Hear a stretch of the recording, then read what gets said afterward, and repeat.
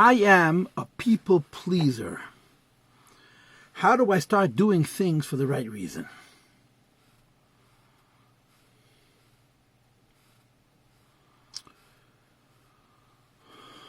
I'm going to answer this question head on, straight. In Chabad, there is a phenomenon, there's a concept, there's a reality, there's an emphasis, which is called Avodah Pnimis. Avodah Pnimis means working on the inner workings of one's character and concerning oneself with deeper things, namely, of course, beginning with having a special relationship, a personal relationship with Hashem. But of course, you can't grow in your relationship with Hashem if you don't grow in your relationship with people. Developing finer character, becoming more honest, having greater integrity, inner and outer integrity. And the process of Avodah Pnimis, which means I work on becoming more honest in my relationship with God, and I, at the same time, work on becoming more honest in my relationship with other people, is personal and deep.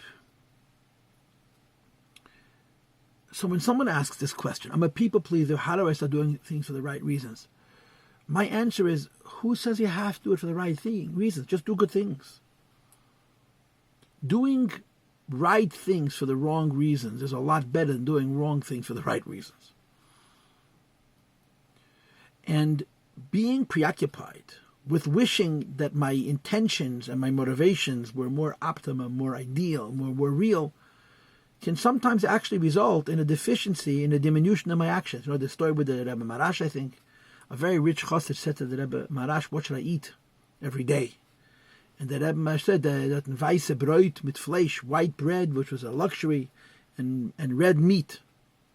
And of course the chassid was asking the Rebbe Marash because he wanted to have a suggestion about eating in a more frugal way, in a more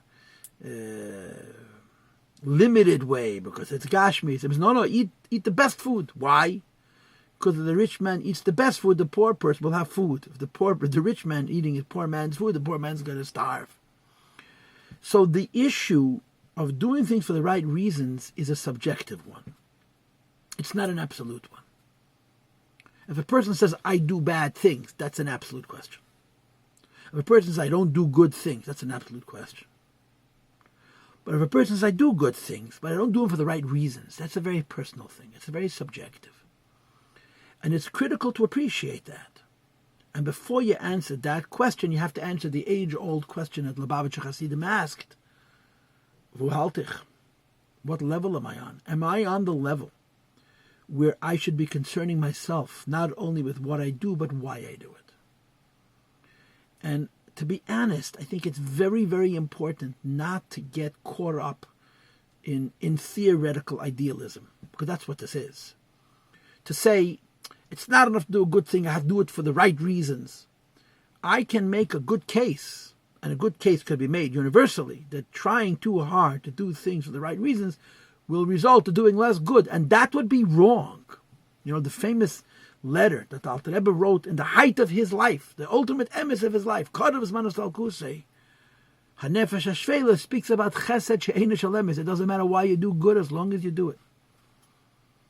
So I think this is the first thing. Before you worry about why you're doing things, how do I do things for the right reasons, a good deed is a good deed, period. And be careful not to get caught up in kavana, which is going to take away from the ha'ikir, which is ha'maisa hu'ikir. That's the critical thing. That's number one. Number two, let's assume, Take, that a person is holding by pnimius. So I want to tell you one of my favorite little vertes from the Rebbe that I heard many years ago from one of my mashpiyim. It was a bacher in 770 many years ago who was a takaniloi, a very good head, a big lamden. But he couldn't help but be proud of himself. He had what to hold of. He was a big, very learned, and he knew it. He was proud of it. Now, of course, in Lubavitch, we don't suffer a Bali Gaive at all. So his friends made sure that he wasn't comfortable with the fact that he thought so highly of himself, that he was such a great lamdan. And it got to a point where he realized that he has a problem. He's got to fix his Gaive. So he went into the Rebbe, to our Rebbe, and told the Rebbe that he learns, and he davens, and he does well. But he has a very high opinion of himself, and he was asking the Rebbe how to correct it. And these are the words that I heard from my mashpia, who heard it when he was in yeshiva, which was, of course, quite close to the time that this story occurred. The Rebbe's answer was, Nu, zalchot zayin mitvos. In English, approximately the saying, that's fine. Just be whatever you think of yourself. You think very highly of yourself. Deliver as much as you think of yourself. That's all. That's a lishma. Right? If I'm a big balgaiva, I have to work harder. I have to do more.